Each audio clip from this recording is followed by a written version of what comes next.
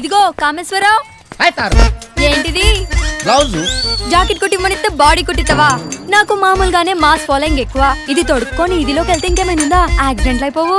అందుకే ఆది జాకెట్ వద్దు, డైరెక్ట్ గా కొలతలు తీసుకుంటాను అంటే నువ్వు ఇవ్వలేదు. సరేరా, ఇదిగో ఎవరు లేరు కొలతలు ఇద్దు గాని. చెప్పు తెగుద్ది. ఈ టచింగ్ లొద్దు. లైవ్ లో చూసావుగా, సైజ్ చేసి ఇవ్వు. నేను కుట్టేప్పుడు మళ్ళీ ఏ సైజ్ లో ఉంటుందో ఇది. ఫోన్ వచ్చిందిరా. హలో, ఏమే పుట్టింటికి వెళ్ళి 4 రోజులైంది, కాపురానికి వస్తావు రావా?